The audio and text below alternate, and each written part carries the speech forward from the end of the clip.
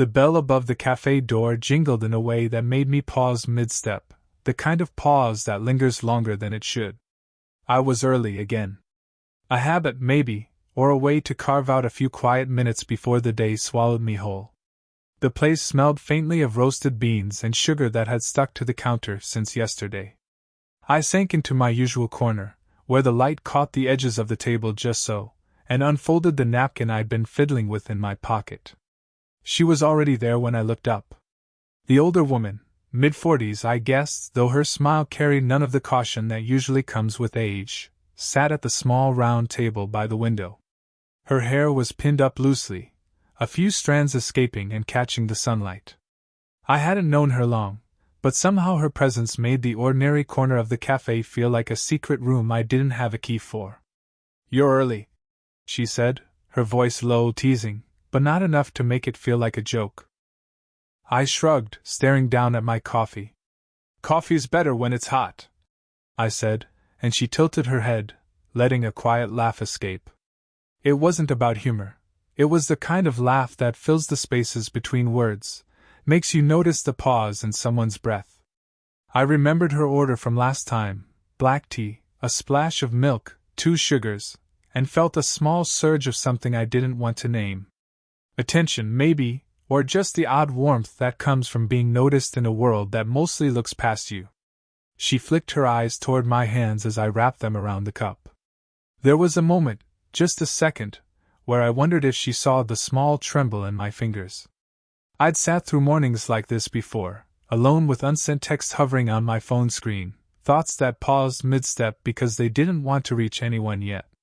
There's a strange loneliness in waiting for someone to notice that you're almost invisible. Her hands moved, slow and deliberate, tracing the rim of her cup. I tried not to look too hard, but my eyes kept drifting. I noticed the way her ring caught the light, or how her wrist flexed when she sipped. Tiny things, nothing meant to seduce, and yet somehow, I was drawn in. "You've been quiet," she said finally. Not accusing, just observing. And for a moment I wondered if she'd always been this perceptive, or if it was just me, too easy to read. "Just thinking," I muttered. Which was true, though my thoughts were messy, circling around her like moths. The barista called her name. She glanced up, sighed softly, and left a note on the table, a card, handwritten, with no explanation. I froze as she walked past me, leaving a faint scent of jasmine in her wake. And then my phone buzzed. I looked down. A message from her, from hours ago I hadn't expected to see. "Can we meet tonight? There's something I need to tell you." I held the phone a second too long, heart thudding against ribs that didn't know whether to brace or fall. Outside, the sun dipped lower, spilling gold across the cafe floor. Something in the quiet said everything was about to change. That night, the city felt heavier than usual, wet streets glowing under the streetlights. I walked up to her apartment building, the note in my pocket crumpled like the hesitation in my chest. I knew the risk. She was divorced, older than anyone I'd ever felt drawn to, and yet something about the way her laugh lingered in my mind made me press the elevator button anyway. When she opened the door, she seemed almost relieved to see me. "You came," she said, stepping aside. Her voice had that low hum of familiarity that made me forget the world outside. The apartment smelled faintly of lemon cleaner and old books. We sat at the small kitchen table, tea steeping between us. I tried not to fidget, but my hands kept brushing against the cup, tracing the steam lines as if I could read them.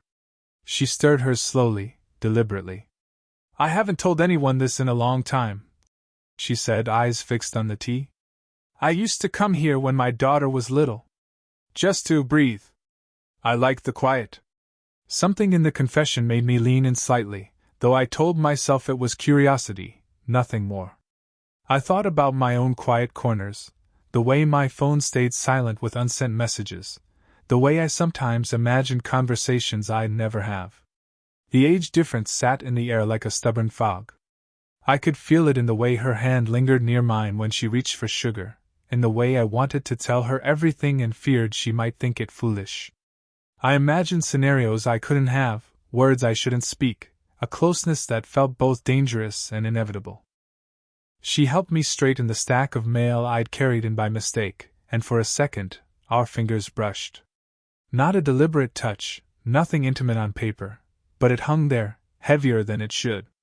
My heart thumped, and I looked down at my tea, pretending to check the temperature. Silence settled, but it was different now, not empty, but charged. I noticed the little things, the way she tucked a stray hair behind her ear, the way her gaze softened when she glanced at me. I realized I was leaning into that gaze, even though I knew I shouldn't. "I sometimes wonder if people really see you," I muttered, almost embarrassed. She didn't answer at first, just tilted her head, watching me. Then she smiled softly. "I think I saw you today," she said. And it hit me, not in words, but in that quiet weight of recognition that made my chest ache. Before I left, she walked me to the door. Her hand brushed my arm as she turned the lock, a gesture so small it could be dismissed. But it wasn't. My pulse didn't calm until the elevator doors slid shut, leaving the memory behind like a whisper I could carry anywhere. I don't know why that moment stayed with me. Maybe because it felt like someone finally saw me. The next week, I found myself in the same cafe, the one that felt too small to hold all the thoughts I had about her. She wasn't there yet, and I sipped my coffee slowly, listening to the quiet hum of conversations around me. My fingers tapped the table, tracing invisible lines, pausing, starting again. When she arrived, she looked like she'd walked through a rainstorm without getting wet, hair pinned back, jacket damp in patches, eyes that didn't quite meet mine. "Sorry late," she said, voice casual, but her hands lingered on the cup longer than necessary. I wanted to reach out, wanted to touch her hand, but something in her posture pulled me back. The pull and push, the hesitation, made my chest tighten. She smiled briefly, then looked away, scanning the cafe as if she were measuring who might see us. We talked in fragments, half stories, small jokes that ended in pauses. My gaze kept drifting to the curve of her shoulder, the way her fingers absent-mindedly tapped her cup. She laughed softly once, and my stomach flipped, but when I leaned in, she shifted slightly, keeping the distance between us. Later, she helped me fold a jacket I'd left slung over the chair. Our hands brushed again, light and fleeting. I imagined pressing closer, but the thought caught somewhere in my throat. She noticed, I think. Her eyes flicked to mine, then away. A friend of hers walked in mid-conversation. They hugged, exchanged words I didn't catch, and suddenly the room felt smaller. She straightened, smiled at her friend, and for a moment she was just herself, not the woman who made my thoughts stumble, not the one who left messages that lingered in my pocket. Just her. The silence returned after her friend left. It was heavier this time, charged.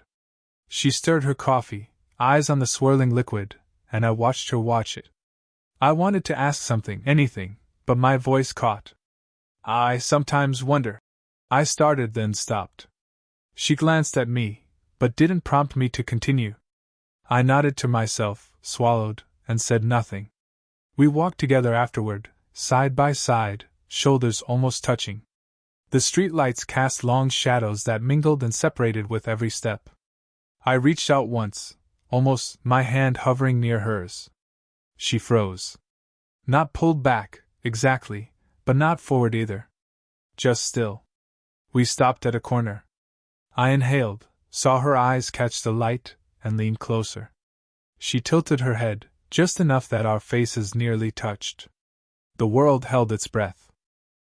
I imagined the line we could cross, the one that shouldn't be crossed, and in that suspended second, I understood how fragile this was, how irresistible and impossible at the same time. Then she stepped back, just slightly, smiled faintly, and said, "See you tomorrow?" The words were ordinary. The moment was anything but. The evening air was cool, carrying the faint smell of wet asphalt and the last blooms of late spring. We found ourselves on the small park bench she sometimes claimed after work, the one with chipped paint and a leaning backrest. I'd followed her on instinct more than invitation, my steps quieter than usual. She was quiet at first, tracing the grooves in the bench with her fingertips. I watched the movement, the careful precision, and felt something stir, something like wanting to fix everything for her, though I had no idea what that would even look like. "I saw him today," she said, almost too softly to hear. She didn't need to explain, but I knew immediately. Her ex, the one who left traces in the corners of her apartment, and the stories she never told me.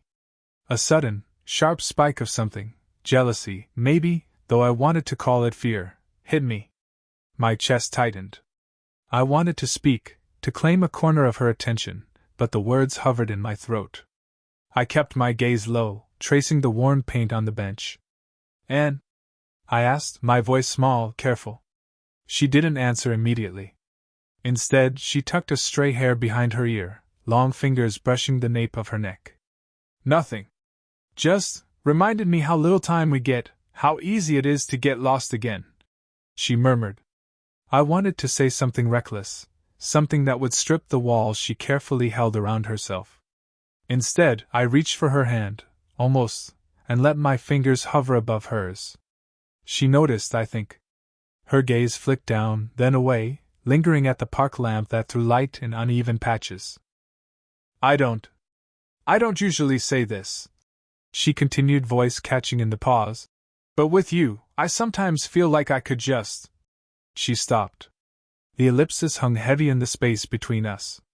I could almost hear it breathe. I wanted to finish the sentence for her, to tell her she didn't need to stop, that I would catch every fragment she couldn't say. Instead, I nodded barely. My fingers twitched toward hers again, and the pause stretched, long and taut. There was a quiet shift, the way the wind moved through the leaves, brushing the top of her hair, a shiver running down my spine I didn't name. I imagined the line we could cross, one hand brushing another, one word spoken, and the world tilting just slightly off its axis. I didn't reach for her. I didn't move. But I wanted to. And that's when the question pressed itself into the spaces between our breathing, unspoken yet impossible to ignore. What are we doing here? She glanced at me briefly, eyes reflecting lamplight and something unreadable. Then she looked away. The night carried on, indifferent, leaving the bench and the quiet tension between us suspended like it had nowhere else to go. The next week felt off. I stopped by the cafe at our usual time, the bell above the door jingling in a way that usually made my chest lift, but she wasn't there. The table by the window sat empty, the chair pushed in just so. I waited, coffee cooling in my hands, tracing the rim with a thumb I didn't realize was trembling. She didn't show. I left a text unsent, staring at it like the words might write themselves if I just waited long enough. Later, I saw her across the street, arms folded, talking to someone I didn't know. Her laughter, the one that used to curl around me like smoke, felt distant, a memory rather than a present. My stomach sank. I wanted to cross, call her name, make her notice me, but something inside whispered not yet. The next day, she pulled back again. Messages came later, shorter, clipped, almost polite. I read them over and over, looking for a crack, a hint, a clue, anything that would tell me she hadn't slipped completely away. And then I learned something I hadn't expected: she had a child. Something she hadn't said, hadn't let me glimpse. It wasn't an announcement, exactly, just a mention in passing to someone else, and it hit me like a door shutting in a quiet hallway. I spent hours replaying moments. The park bench, the coffee shop, her laughter, trying to see if I'd missed something, a warning, a sign that the world she carried was bigger than the one I thought I knew. My mind spun small scenarios, some hopeful, some terrifying, all unfinished. I imagined her telling me, finally, with that slow, careful smile, "There's more to me than you see." I imagined the way I would respond, hesitant, fumbling, afraid of breaking what we had before it could fully start. I stopped leaving my usual table at the cafe. The chair stayed empty, the cup untouched. I didn't feel heartbroken. I felt paused. Like life forgot to finish the sentence. Some nights, I wrote messages I would never send. Words that could reach her, maybe, if I only pressed send, but I couldn't. They lingered in drafts, unsent, unresolved. I folded and refolded the napkin I always carried, tracing its creases the way I traced every memory of her. I thought about going to her apartment, knocking, asking questions I wasn't ready to hear. But the key turned in my pocket felt heavier than I remembered. I didn't go. The street remained dark, empty, like the space she had left between us. And so I waited. Or pretended to. I went through motions, coffee, work, the small rituals of quiet life. But every glance at my phone, every absent notification, reminded me of what had shifted. Something fragile had pulled back, and now I had to learn how to sit in the uncertainty. I found her in the kitchen the next evening. The apartment smelled of lemon cleaner again, but now there was something else. Bread baking, faint and warm, the kind of ordinary comfort that made everything else outside feel distant. She didn't look up when I entered. Her hands moved over the counter slowly, slicing fruit, washing a dish, pausing as if she could hear my heartbeat in the quiet. I stood near the doorway, unsure whether to speak or just watch. "Hey," I said softly, almost afraid it would shatter the moment. She glanced up, eyes catching mine. There was hesitation there, a wall I'd known, but now thinner, trembling. She put down the knife and leaned against the counter. "I didn't know if I should." She trailed off, leaving the thought unfinished. I stepped closer. The choice was mine, to speak, to risk, to say what I'd carried for weeks, or to retreat and let the silence stretch indefinitely. My chest ached with the weight of all the unsent words, all the moments paused in the empty cafe, the nearly touched hands, the lingering glances. I don't know what I want," I admitted, voice low, catching in the pause. "But I know I want to be here. With you. Even if it's complicated." She didn't answer immediately. Instead, she watched me, fingers brushing a dish as if the touch grounded her. Then her lips curved slightly, almost imperceptibly, in that quiet, real smile I'd been waiting to see. "I don't know either," she said finally, in the same soft, careful tone she'd used all along. "But I want to see." The words weren't grand, they weren't declarations, they were just a permission to exist in the same space without pretense, without pretending the world outside didn't matter. We didn't rush. We didn't collapse into the clichés of movies or books. I moved closer, just enough to let my shoulder brush hers. A hand hovered, found its place lightly over hers on the counter. She didn't pull away. Not really. The moment stretched. Nothing changed in the world outside, nothing needed to. And yet, something shifted. A tiny acknowledgement that both of us had been seen, both of us had risked the quiet comfort of distance for something real. "I'll stay," I whispered. She nodded, eyes catching mine again, holding it just long enough to make it feel significant. Then she said simply, "Okay." It was small. It was human. But it carried all the weight of the last weeks, the longing, the pauses, the nearly confessions, the twists and withdrawals. Everything we hadn't said before fit into that one soft, ordinary word. And in that quiet kitchen, leaning against the counter, I felt the tension ease, not vanish, just settle, like someone had finally set the unfinished sentence down gently, letting it breathe. Weeks passed like quiet afternoons. The cafe routine returned, but now I didn't sit alone.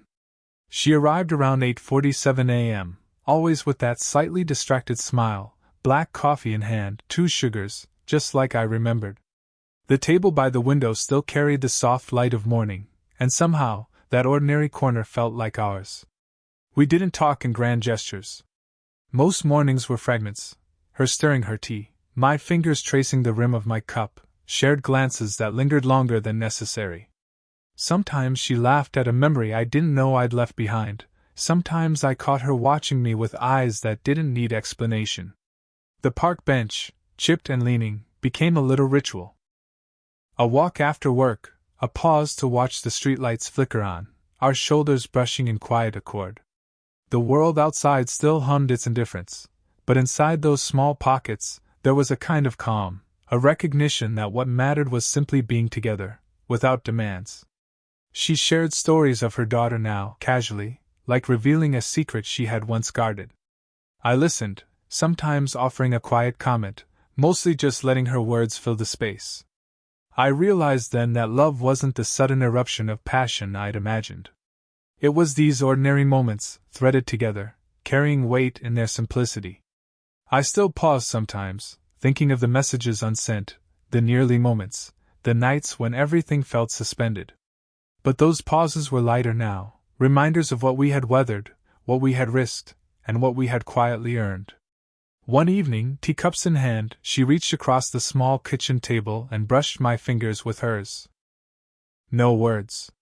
Just that fleeting, human contact. I smiled softly, and she returned it, eyes crinkling at the corners, faint and real. The tension that had clung to us like a shadow all those weeks ago had softened into something warm, familiar, grounding. It wasn't perfect. Life still intruded. Work deadlines, errands, evenings that weren't ours. But there was a rhythm now, a subtle acknowledgement that some things, some people, were worth the quiet persistence, the risk, the ordinary devotion. As I left the cafe one morning, she lingered at the doorway, black coffee in hand.